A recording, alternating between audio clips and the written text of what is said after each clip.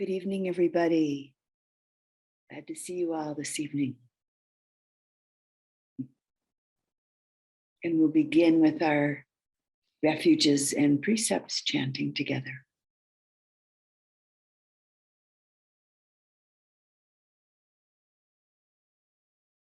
Namo tassa bhagavato arahato sambuddhassa.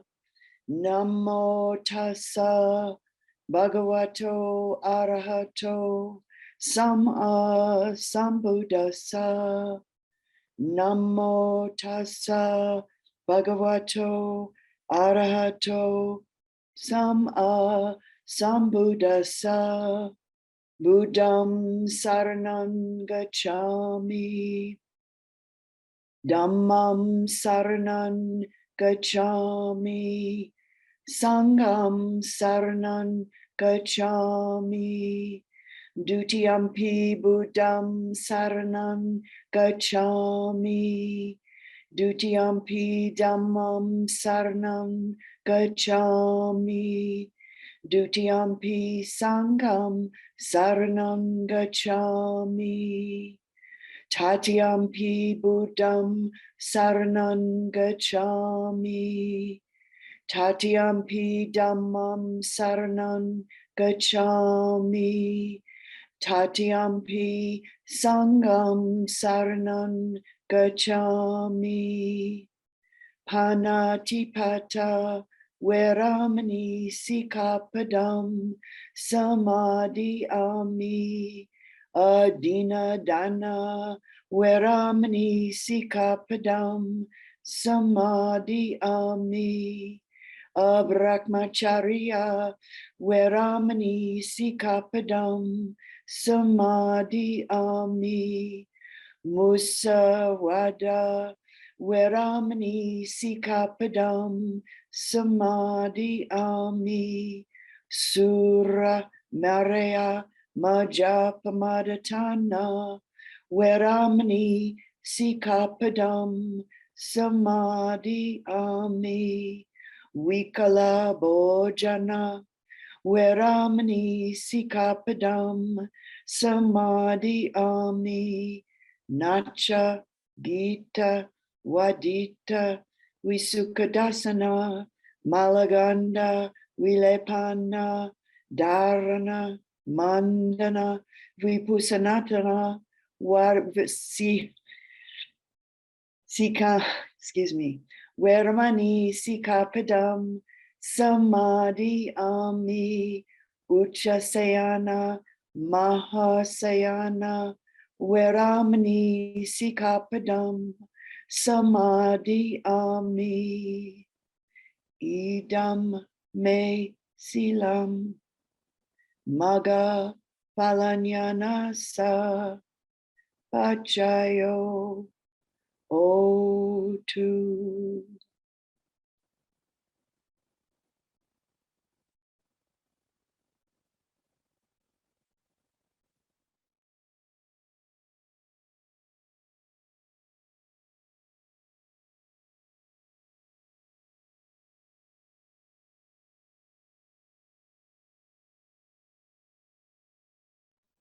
The title of this evening's talk is Through the Looking Glass, the reality of not self. And the looking glass being a reflecting mirror that one can step into, as in the story of Alice in Wonderland.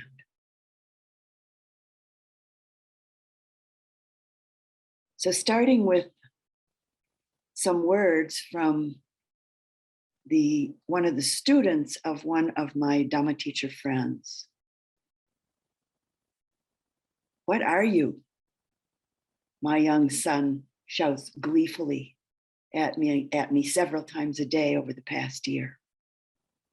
In his world, being is fluid. He's now a cheetah, now a crocodile, now a spaceman, and now an earthworm. At the zoo, he tries on each new animal as we move through one exhibit to the next. Initially, I tried to play along. I'm a butterfly. He'd look at me critically. No, your mama. My responses became very mundane. I'm your mother.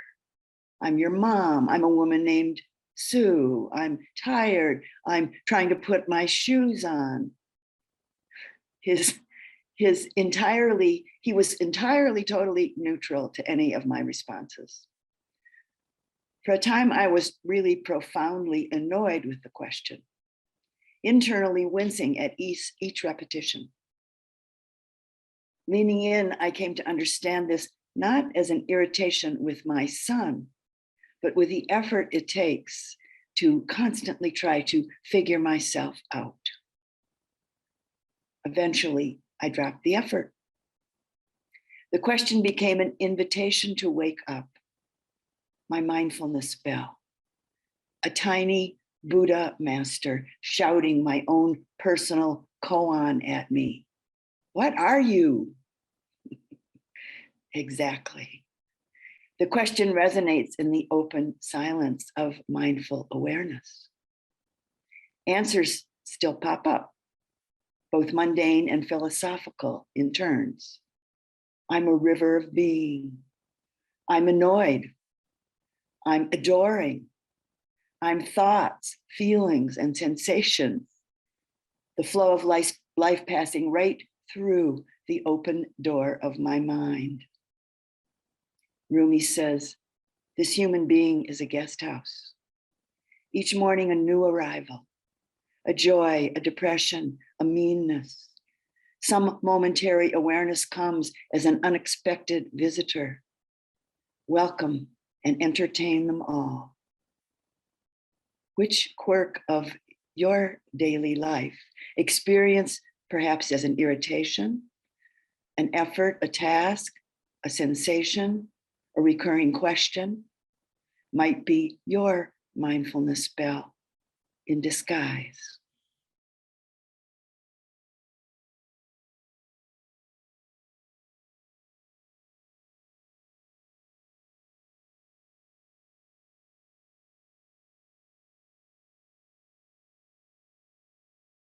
Over a period of years during my childhood, and then on through adolescence and into the teen years, I had a recurring dream many times. And in these dreams, I would be standing, looking at the mirror, in the mirror at myself, looking in the mirror, back and back, smaller and smaller. Myself looking at myself in the mirror, seeing myself looking at myself in the mirror endlessly. Well, sometimes I was amazed by this dream. I was often quite fascinated by it and intrigued by it at times. And if I thought about it much, I got quite perplexed. But mostly I was really interested enough that it's actually the only dream that I clearly remember experiencing from my early years. This dream eventually wove itself into the very fabric of my life. Beginning when at the age of 16, I discovered the Buddhist teachings because of a paper that I was required to write in high school about religions other than Judeo-Christian. Right then, I had the very distinct feeling of touching into a deep sense of coming home. And the dream of looking in the mirror at myself, looking in the mirror, became the gist of the direction my life has followed since. With this evening's talk, we'll explore what are called the three characteristics or the three truths of all phenomena. The first being anicca, the constantly changing, impermanent nature of all things, all situations, every relationship, every experience, and every phenomena that rises in our body-mind continuum. with the second universal characteristic or truth being dukkha, meaning the ultimately unsatisfactory nature of everything in this world, nothing being secure in the outer world of experiences, relationships, places, situations, or material objects, as well as in the world of all of our inner experiences of body and mind. None of it offering a secure, sustaining sense of pleasure or happiness, but rather the round and round and round of pleasant and unpleasant, seemingly good and bad, liking and disliking, the ongoing rounds of conditioned existence, simply because of the natural ongoing mortality of all phenomena, its nature being to change and to pass away.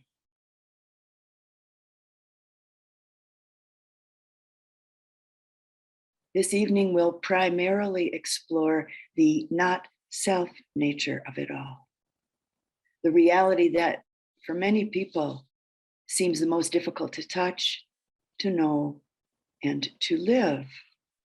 And for some, though it may be an intriguing reality, the thought, the imagined reality of not self may often be fraught with a subtle or maybe a more overt fear. In its essence, this third truth is so basic, so simple, and that with even just a taste of it, it makes life so much easier to live.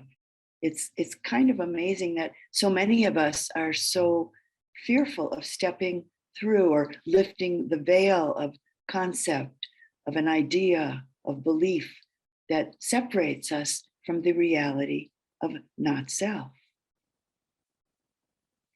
Most of us live in and out of the idea, the concept of a separate, solid, even a static me, I, them, him, her, they, that, it,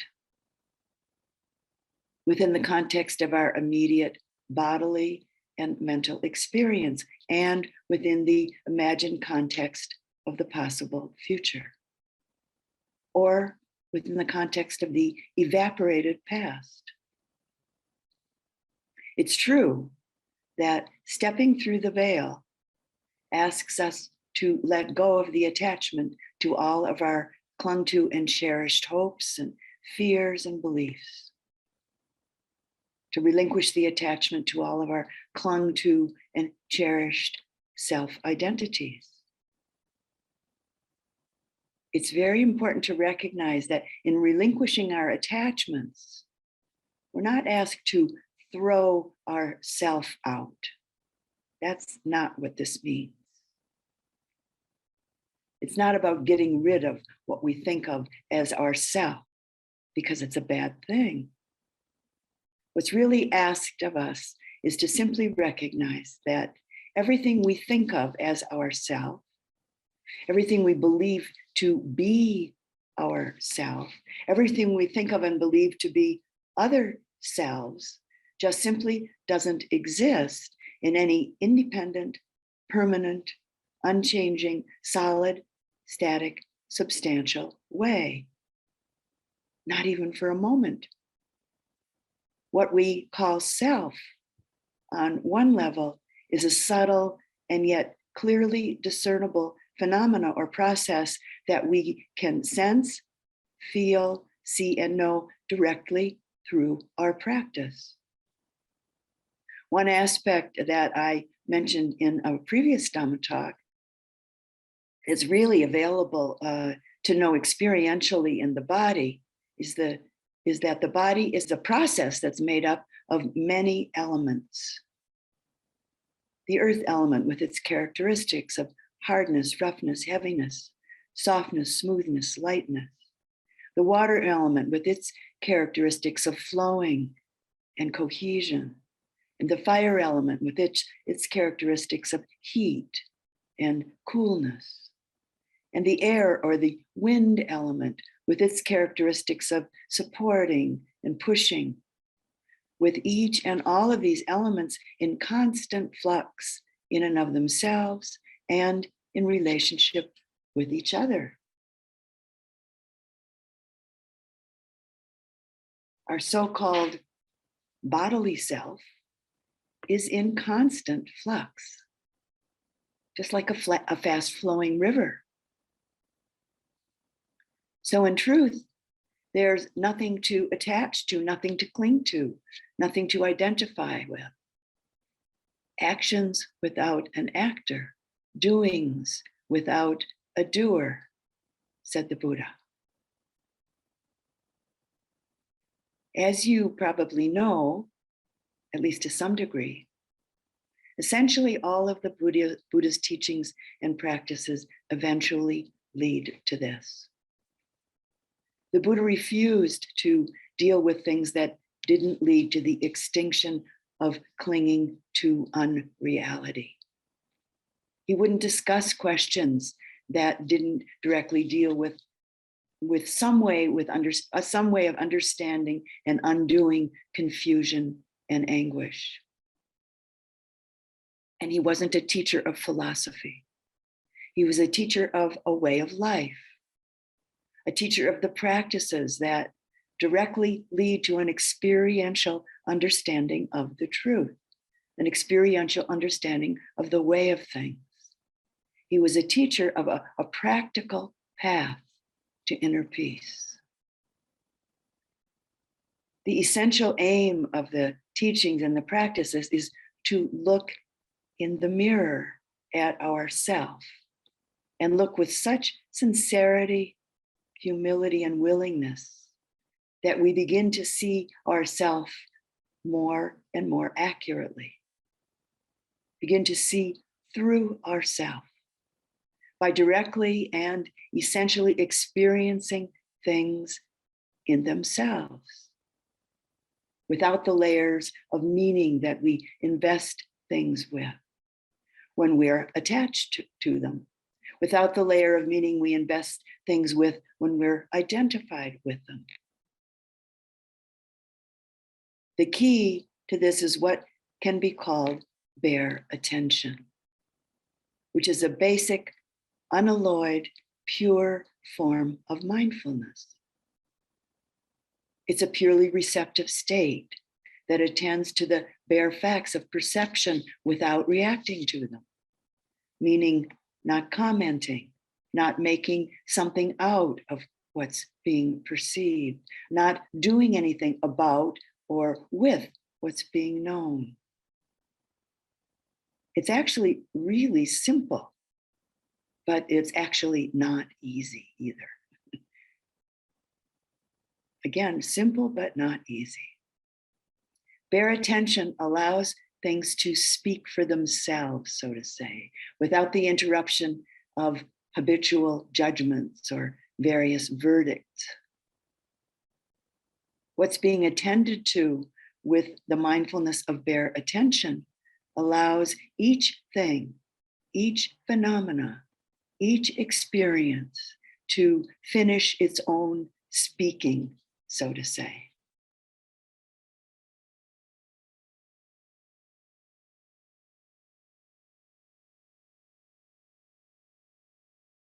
We learn, in fact, that things, phenomena, have much to say about themselves, which formerly was mostly ignored or drowned out by the inner noise of our misperceiving and misjudging and the strain maybe of over-efforting and impatience that we humans ordinarily live with.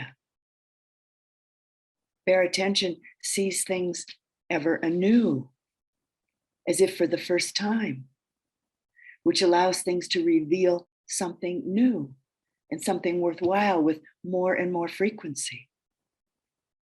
We're then able to receive wider and deeper horizons of understanding and wisdom.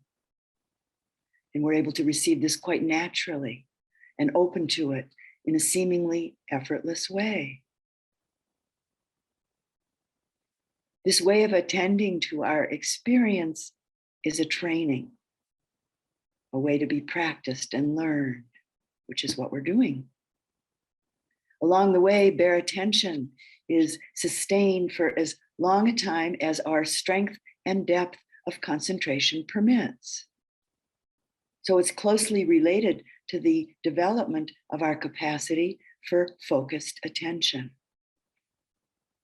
This quality of mind, as it's developed and as it matures, is an incredibly rich source of inspiration and understanding in relationship to our practice and in relationship to our life as a whole. So here we all are sitting in this online retreat. And at some point, sitting at home, not in an online retreat, or at work, or with a sangha, or sitting by yourself in the park. Pleasant is merely pleasant. Unpleasant is merely unpleasant. Heat is merely heat. Pressure is just pressure. Heaviness or lightness is just heaviness or lightness. Red or yellow is just red or yellow. The subtle brushing of the in-breath at the Anapana spot is merely the subtle brush sensation at the Anapana spot. The rising and falling movement of the breath in the belly is merely rising and falling. Remembering is just remembering. Thinking is merely thinking. All of these things, all of these occurrences are just themselves. And as the great Thai meditation master and teacher Ajahn Chah said, there are merely existing and rapidly changing conditions. Merely hot, merely cold, merely being a person. In the realm of conditioned existence, conditional experience, there's no true sustaining happiness. And in the same vein, we could say that there's no real sustaining suffering. It's because of self-grasping that we suffer. It's through the erroneous concept of self, what the Buddha called the conceit of self, that we experience anguish and confusion. And offering a short teaching that I offered a few nights ago from the Chinese sage Nan Xin. By not quite accepting because they do not please us, things that are so, we spend our entire lives making meaningless gestures somewhere next door to reality.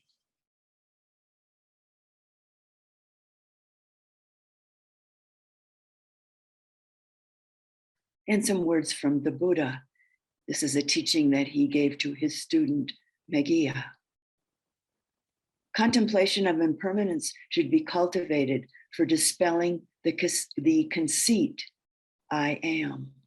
For when one perceives impermanence, Meghiya, the perception of not self is established. With the perception of not self, the conceit, I am, is eliminated. And that is Nibbana, here and now. We experience this and that, everything, anything. Can we keep looking? Can we keep looking to see that things are only so much? Can we look into the mirror of ourself without claiming ownership and without investing in interpretation, without investing a layer of meaning over top of what we sense and see?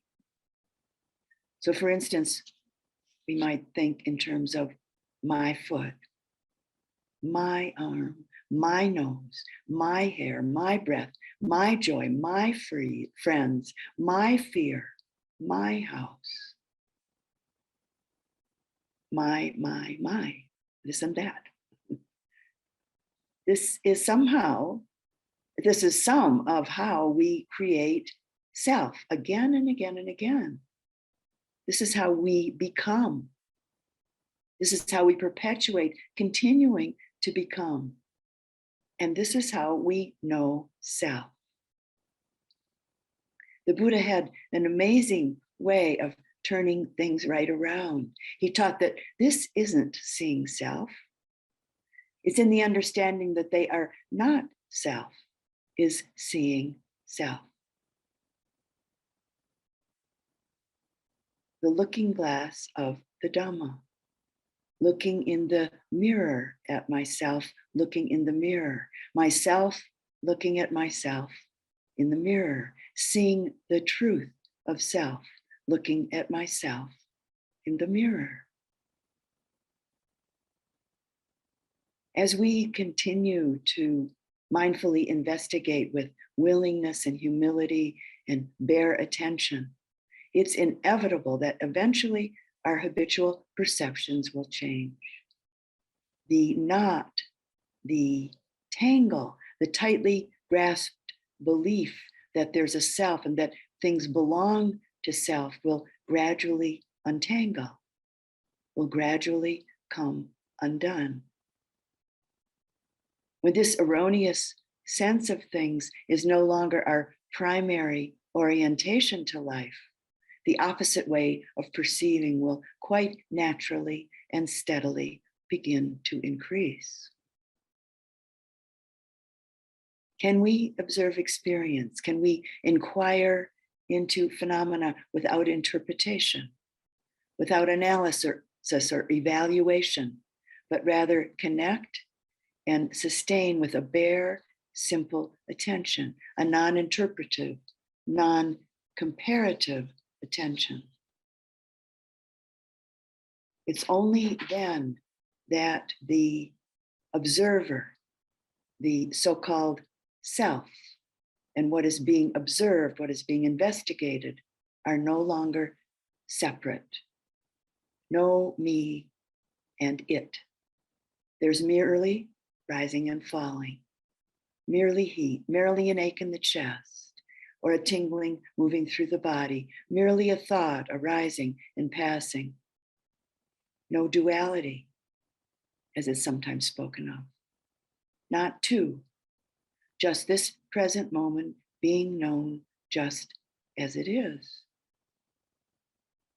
Only by training oneself again and again in seeing and knowing the presently arisen thoughts, bodily sensations, and other sense-door experiences, as well as feelings, mind states, and perceptions as mere impersonal processes, can the power of deeply rooted egocentric thoughts, habits, and self-centered inclinations be loosened and broken up, reduced, relinquished, and maybe eventually eliminated.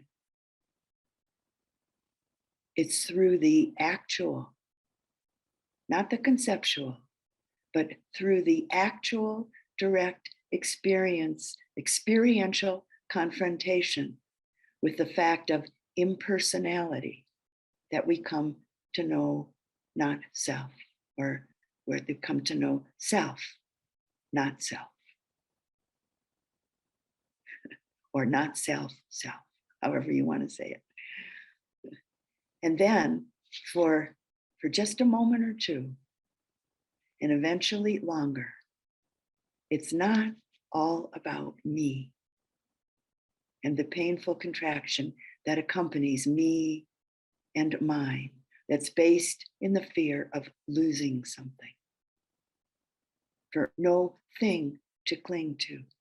For a moment, the heart, the mind is free. In some words from the Buddha, nothing whatsoever is to be clung to as I or me or mine. Whoever has heard this truth has heard all the Dhamma.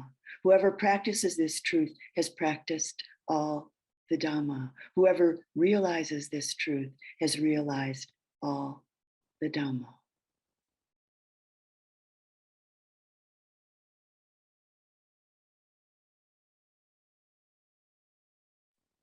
The poet and translator Stephen Mitchell wrote his own version of the Narcissus story, and this is from Stephen Mitchell. It was not the image of his own face that transfixed him as he bent down over the pool. He had seen that face often before, in mirrors, in 1,000 photographs, in women's eyes. It was an undistinguished face, but handsome enough, with its long eyelashes, full lips, and stately nose sloping to a curious plateau near the tip. No, it was something else now that rooted him to the spot. Kneeling there, gazing into the so taken for granted form, he grew more and more poignantly aware that it was mere surface. When the water was calm, it was calm. When the water rippled at the touch of a leaf or a fish, it too rippled or broke apart when he churned the water with his hand.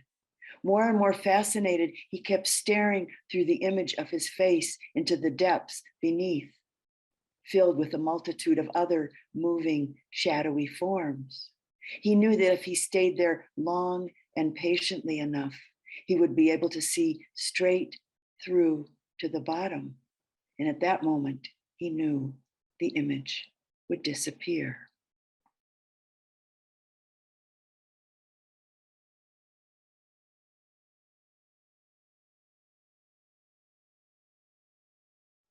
It's a heavy load, a burden to carry our self around. This body, the myriad permutations of our thoughts, all the hopes, all the fears. We shoulder a heavy burden, carrying around the things of life in form of thoughts and feelings, various opinions, perceptions, and beliefs, believing that they're mine, me, myself. There's a kind of sting that we feel in hauling around all of the permutations of this burden with a sense of ownership and a sense of identification. The Buddha offered a metaphor in seeing a poisonous snake. But if you don't pick it up, there's no poisonous bite. It's still a snake, but the poison hasn't touched you, hasn't gotten to you.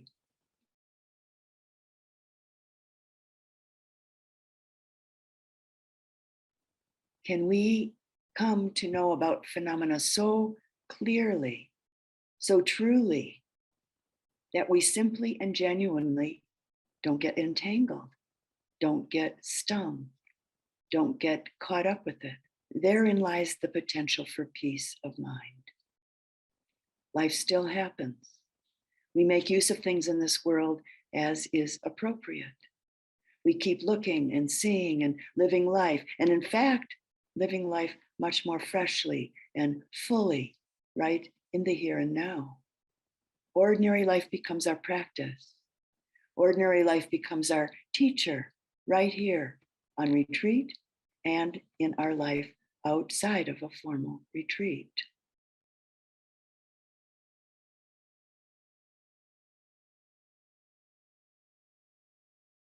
Jane Hirschfield, a Buddhist poet, I read something from her in another Dhamma talk. I'd like to read another new poem, but one of her poems. It's called Only When I Am Quiet and Do Not Speak. Only when I am quiet for a long time and do not speak, do the objects of my life draw near. Shy, the scissors and spoons, the blue mug. Hesitant, even the towels, for all their intimate knowledge and scent of fresh bleach. How steady their regard as they ponder, dreaming and waking, the entrancement of my daily wanderings and tasks. Drunk on the honey of feelings, the honey of purpose, they seem to be thinking. A quiet judgment that glistens between the glass doorknobs. Yet theirs is not the false reserve of a scarcely concealed ill will, nor that other active shying of pelted rocks. No, not that. For I hear the sigh of happiness each object gives off, if I glimpse for even an instant the actual instant. As if they believed it possible, I might join their circle of simple, passionate thusness, their hidden rituals of luck and solitude, the joyous gap in them where appears in us the pronoun I.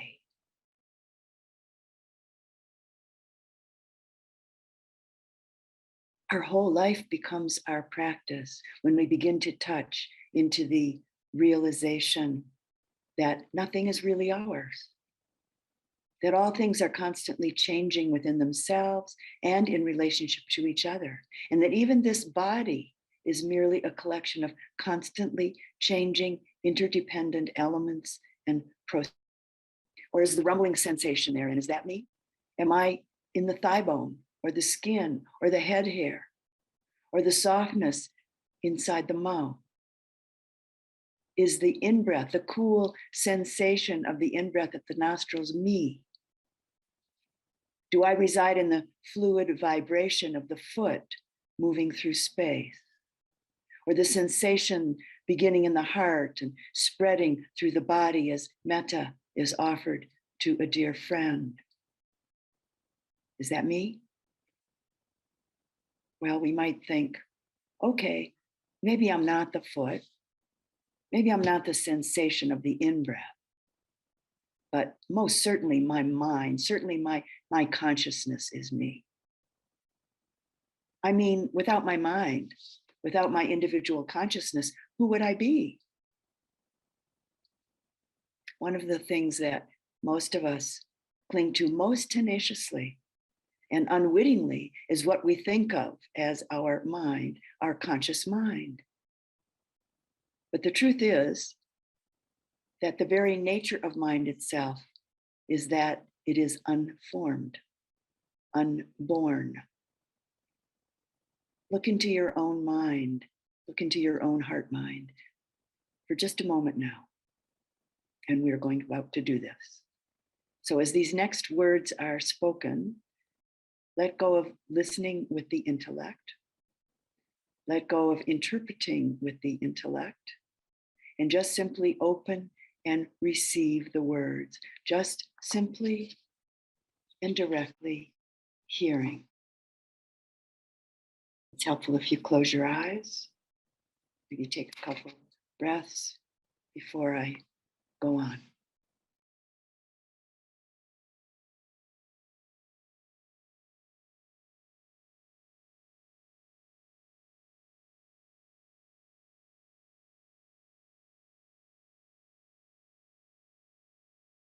Where is it? And what is it we call mind? Where is the mind? Can you find it? Does the mind have a shape? A color? A texture?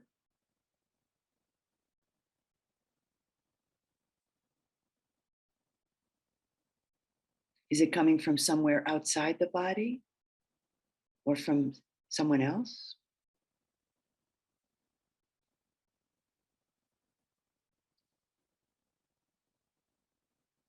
Do you find anything we could call mind?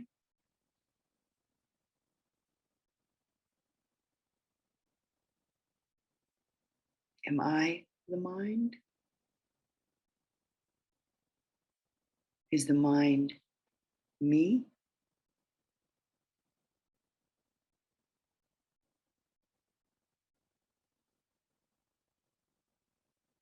What is the essential nature of mind?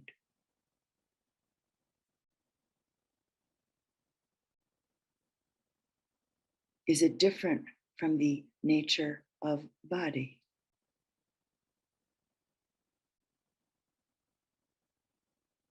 Is it different from the nature of anything?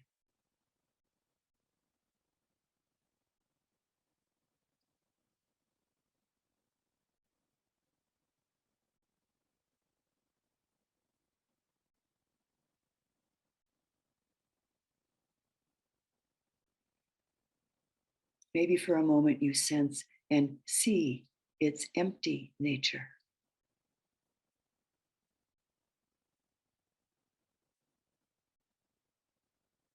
Like experiencing zero, as one of my Burmese teachers, Pawak Sayadaw, says.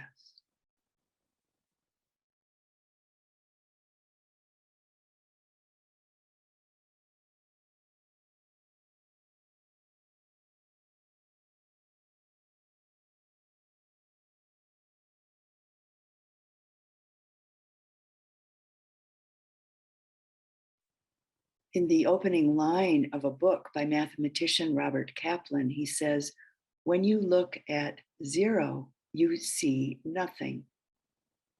Look through it, and you see the world.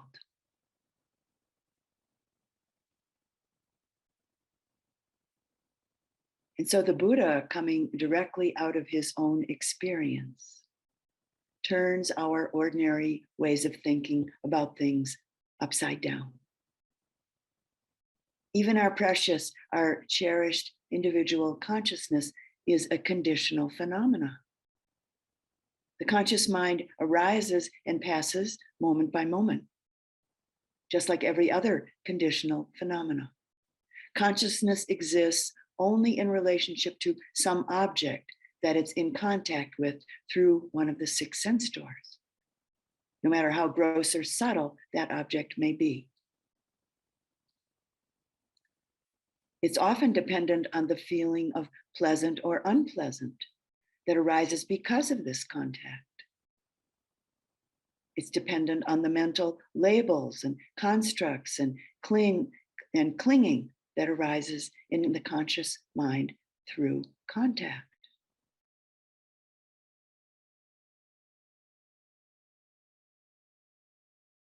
To make this very clear to his students, the Buddha spoke quite specifically about what he called the 6 doors of consciousness: eye consciousness, ear consciousness, nose consciousness, tongue consciousness, body consciousness, and mind consciousness. It's from this perspective that the Buddha speaks about consciousness being conditional, and that because of this, it can be one of the arising conditions that leads to suffering.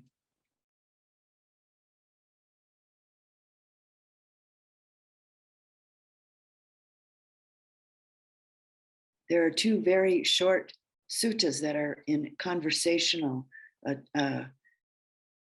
dialogue between the Buddha and one of his students. Or actually, between the Buddha, the first one's between the Buddha and one of the devas. And just to remind some of you who may not know this or don't remember, that a deva in the Buddhist teachings and understanding is a being that is quite pure and has a lot of insight, but is not yet totally free of suffering. So this first conversation is between a deva and the Buddha. And the deva asks the Buddha some questions. What produces a person? What does she or he have that runs around? What enters upon samsara? What is her or his greatest fear? From what is she or he not yet freed? And what determines his or her destiny? Those are all the questions that the deva asks the Buddha, and the Buddha responds. Craving is what produces a person. Her or his mind is what runs around. A being enters upon samsara. Suffering is his or her greatest fear. She or he is not freed from suffering. Karma or kama determines his or her destiny.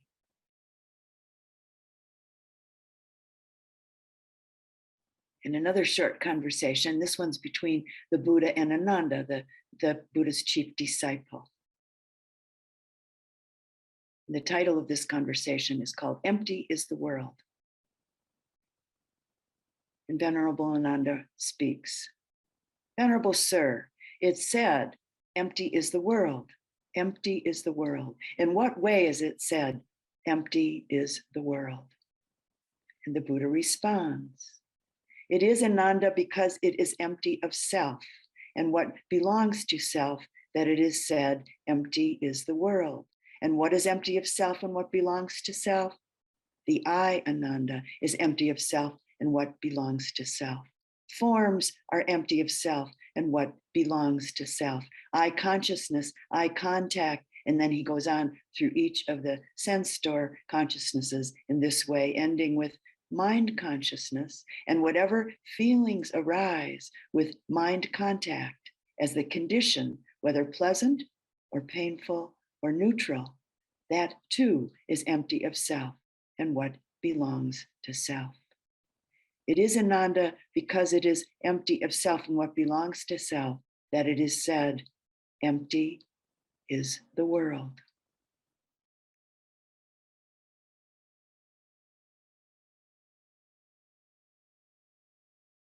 And again, some words from the Buddha.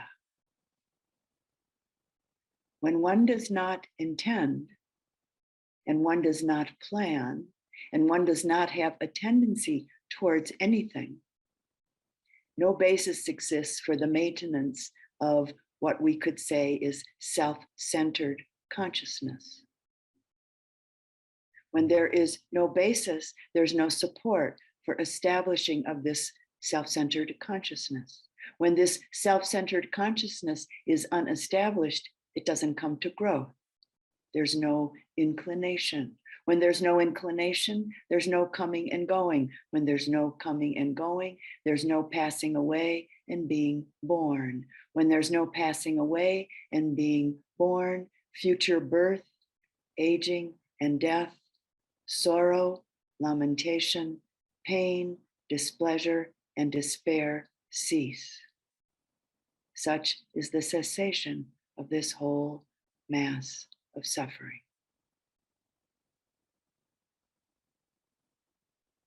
Ajahn Chah used to say, die before you die, not in a negative way. Let go, let go, let go.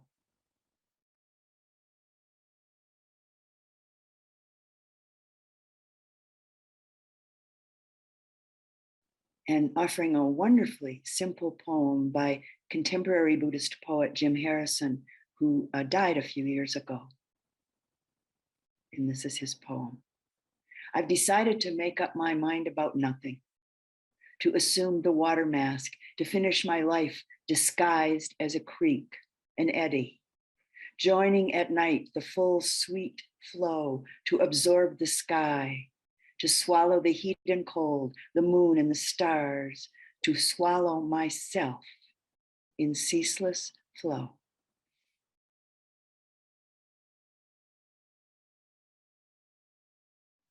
As we move into the last part of this evening's talk, I'd like to offer two brief guided meditations, beginning with the possibility of the mind opening to an image in relationship to the words that I'll be speaking.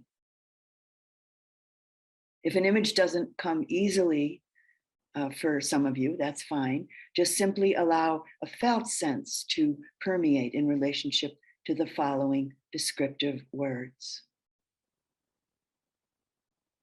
So beginning with your closing your eyes, relaxing, ear doors open,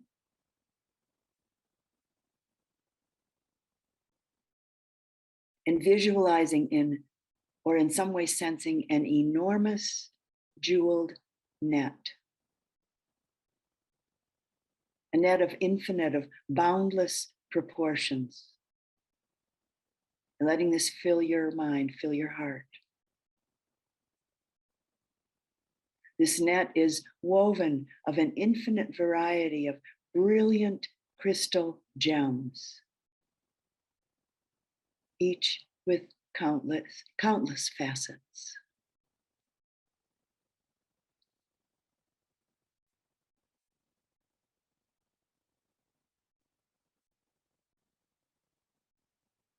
At each point where the strings of the net meet, there's a brilliant, highly reflective, multifaceted gem.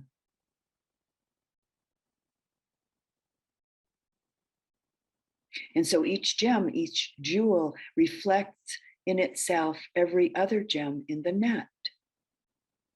While at the same time, its image is reflected in each of the other gems.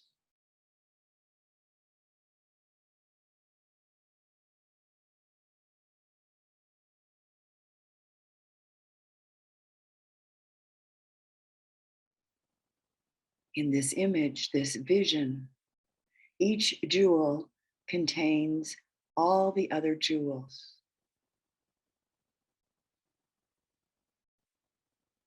To look at one jewel at any point is to see the reflection of all the gems at all the points in the net.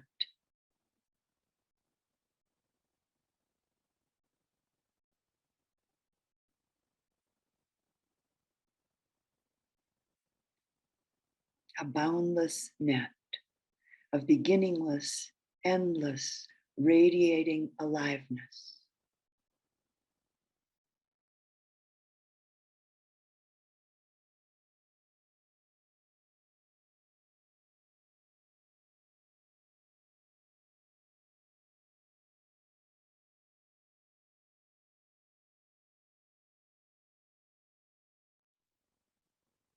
Now, just let the image go. Let the felt sense dissolve. Let it all go.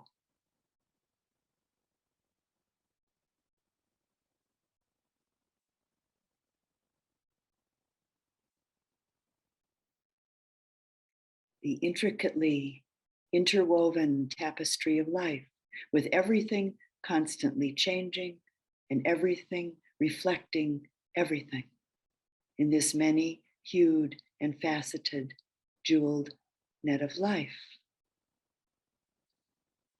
This is the relative side of selflessness, the relative side of not self. This is the ground of understanding, the aspect of wisdom of not self that compassion springs from.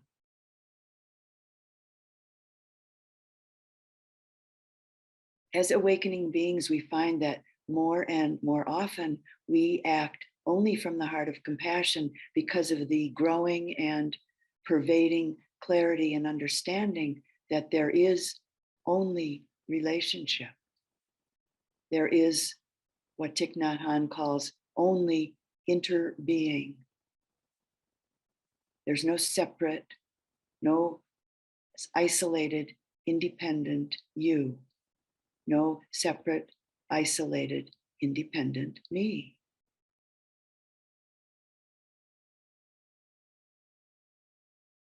And now the second guided meditation.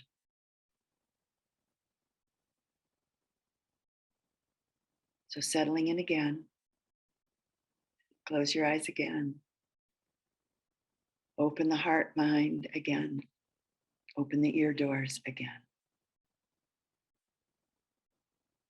Take a breath or two, relax.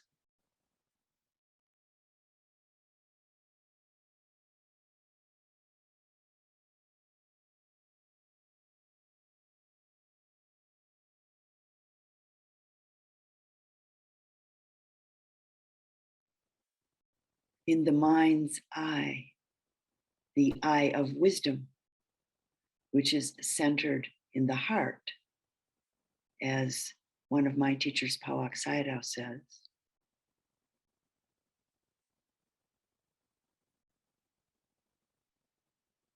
Visualize or simply open to a felt sense of a vast, clear, empty, endless sky or sky-like space.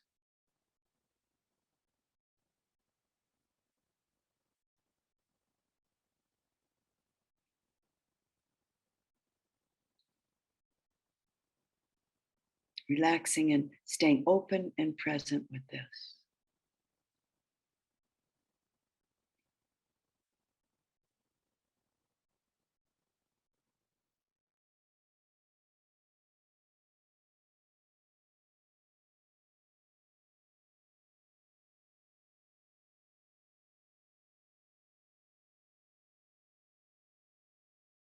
And now beginning to picture a few clouds of different shapes and sizes forming in this space, this sky-like space.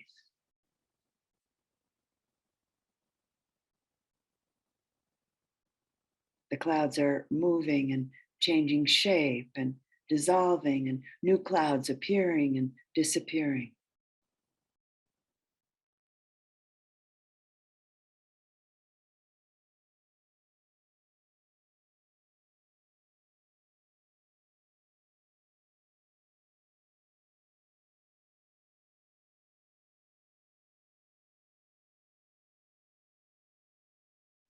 In this visualization or felt sense, let the mind, the heart rest in the openness of the sky, the vast openness, not fixating on any cloud, just simply being aware of their arising, moving, changing, and passing away.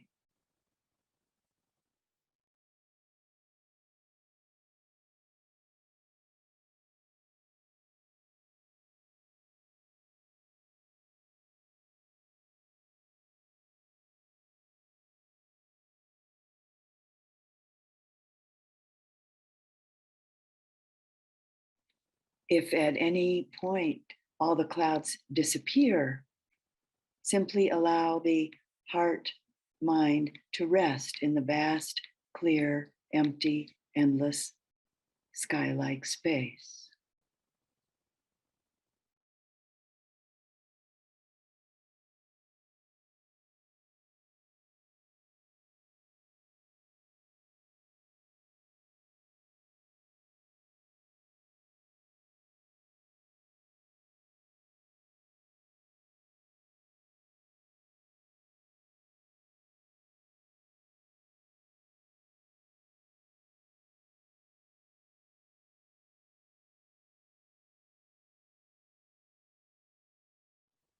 And now let the image and the felt sense fade away.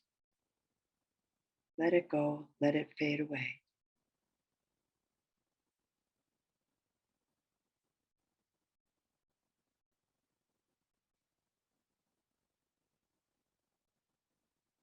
And simply sit for a moment, letting the heart, the mind open wide, allowing mindful awareness to be spacious, not fixing any edges to it.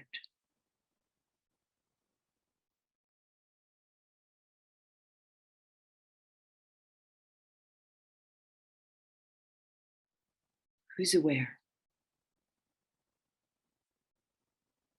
Who knows?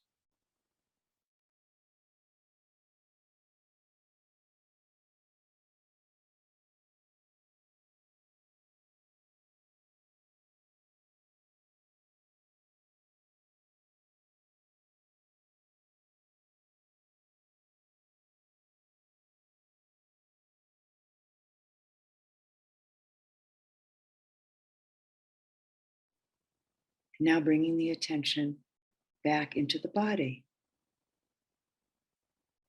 back to the breath, back to hearing, and just sitting quietly for just a moment.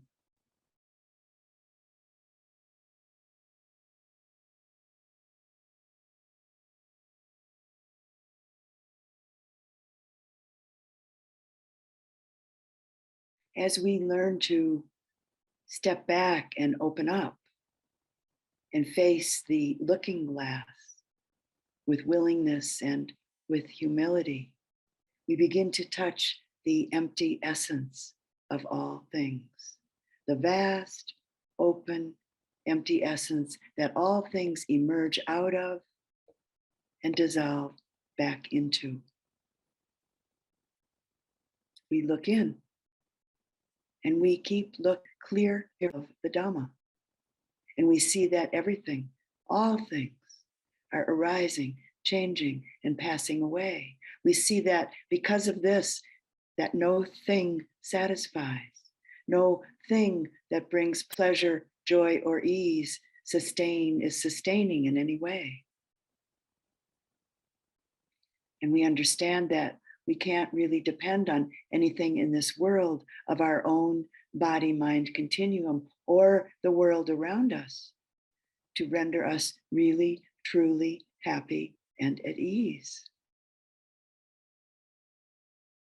And as we continue to just simply, humbly look into the mirror at ourselves, going back and back into this looking glass of self,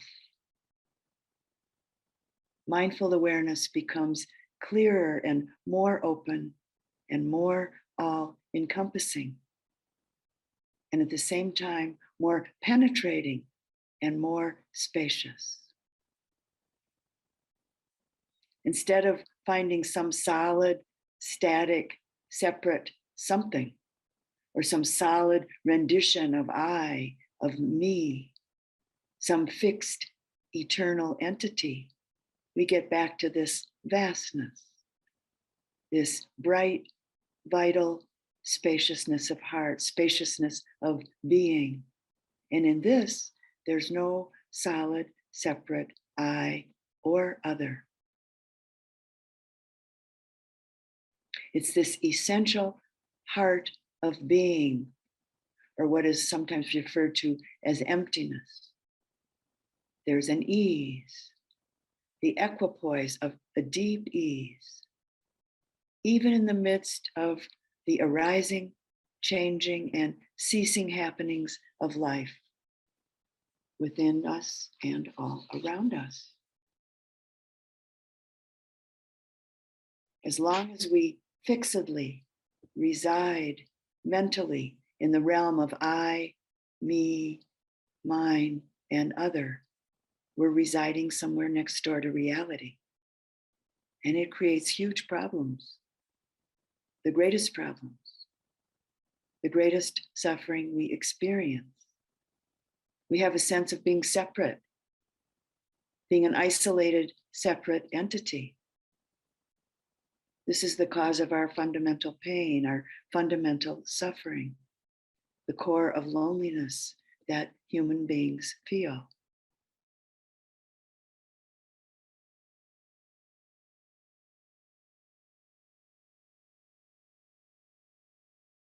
And offering you a story, a true story, a short story.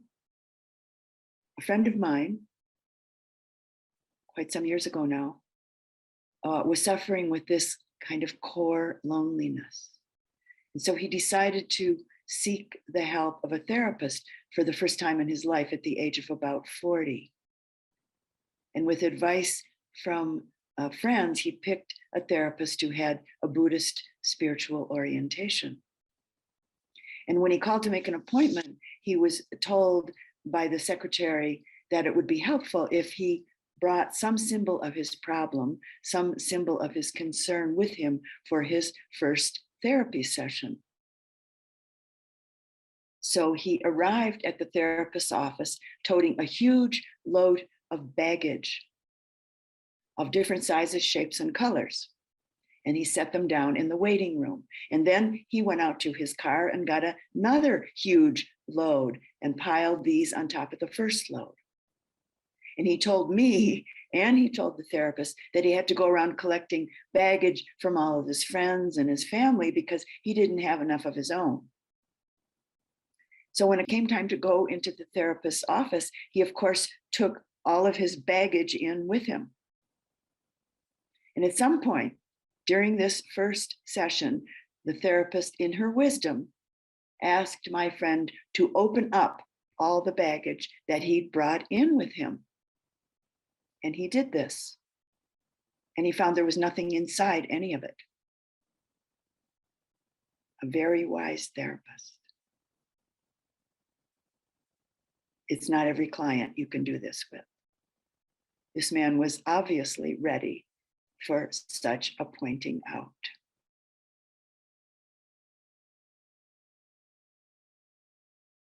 When we begin to taste the truth of not self, when we touch into this simple reality, often at first there's kind of a poignancy.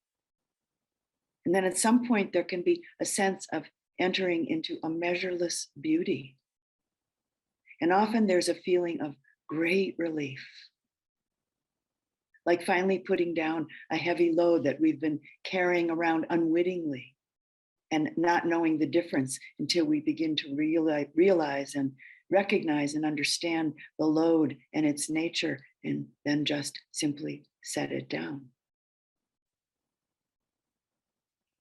There's an old teaching story about this that I really like.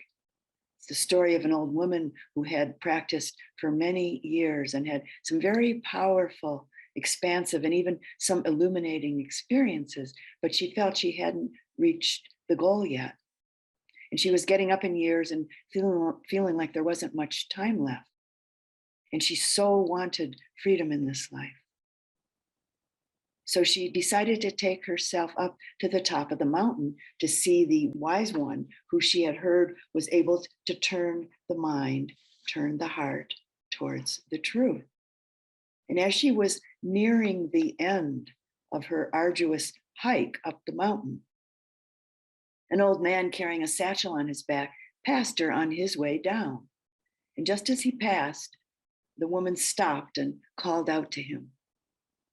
And he stopped and he turned towards her. And the woman asked him if he knew anything about the wise one who lived up at the top of the mountain, and explained that she was on her way up to see him, to see this being, because she wanted to know the deepest truth. She wanted the ultimate wisdom so that she could be fully awakened and free in this very lifetime. And she explained that she wanted to awaken and be liberated from all of her confusion and anguish and striving.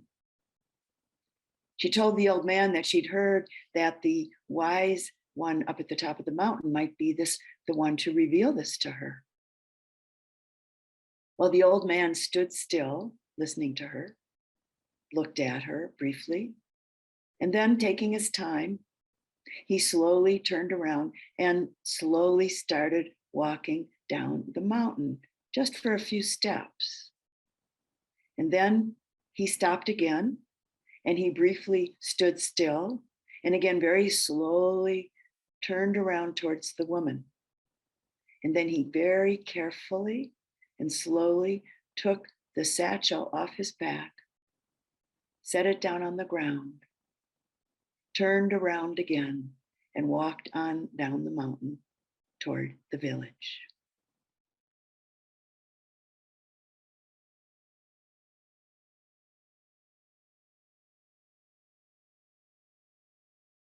Therein lies the potential for peace of mind. Life still happens. We make use of things in this world as is appropriate. We keep exploring, sensing and seeing and understanding, and in fact, living life more freshly and fully, right here and now. Ordinary life becomes our practice. Ordinary life becomes our teacher.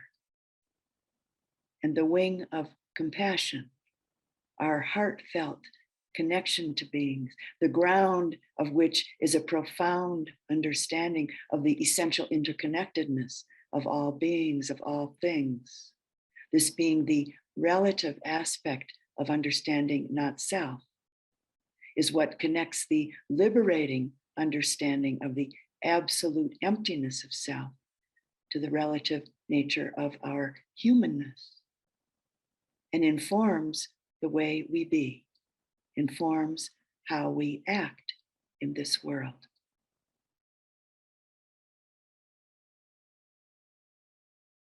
And from Wu Man, ancient Chinese Chan master, 10,000 flowers in spring, the moon in autumn, a cool breeze in summer, snow in winter.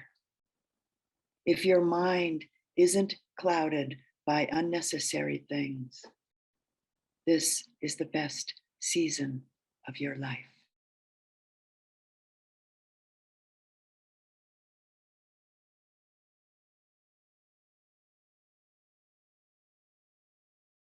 In closing the Dhamma talk this evening from two different pieces from the other night.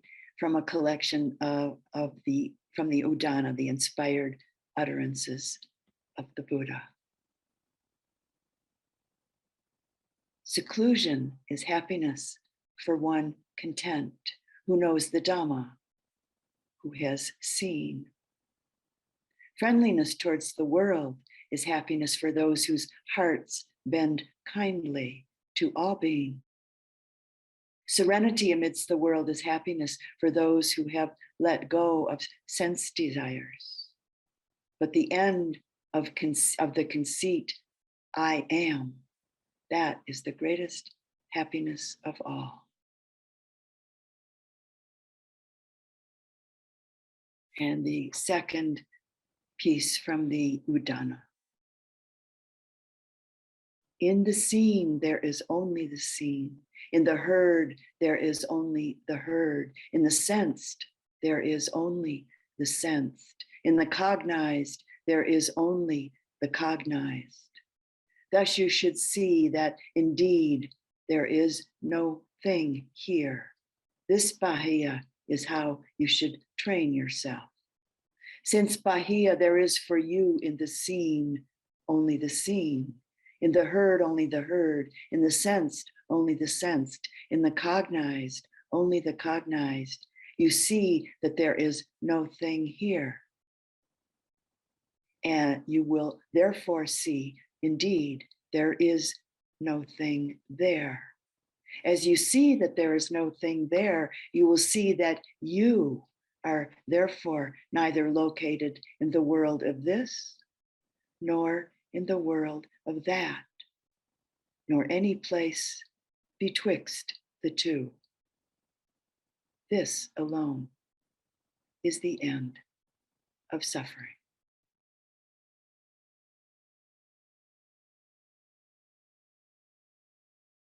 And let's sit quietly for just a moment or so.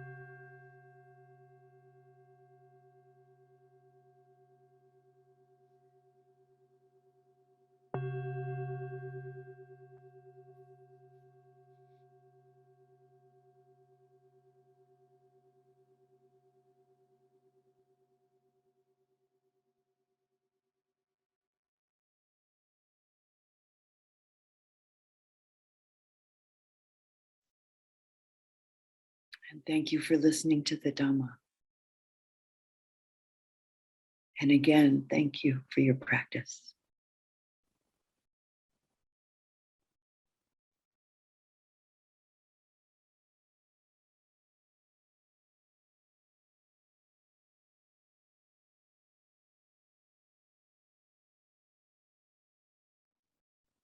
May all of the wholesome energies and fruits that have manifested through this day's practice serve with immeasurable impartiality, without bias, without prejudice, towards the welfare, the happiness, and the awakening of all beings everywhere.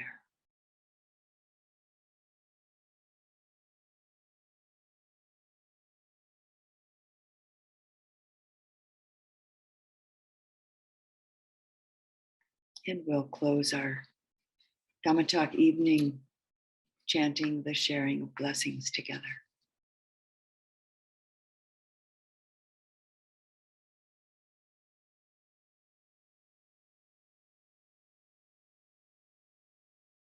Through the goodness that arises from my practice, may my spiritual teachers and guides of great virtue, my mother, my father, and my relatives, the sun and the moon, and all virtuous leaders of the world, may the highest gods and evil forces, celestial beings, guardian spirits of the earth, and the Lord of death, may those who are friendly, indifferent, or hostile, may all beings receive the blessings of my life.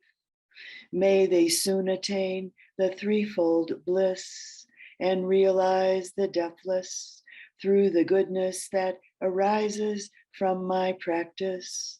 And through this act of sharing, may all desires and attachments quickly cease, and all harmful states of mind, until I realize Nibbana in every kind of birth.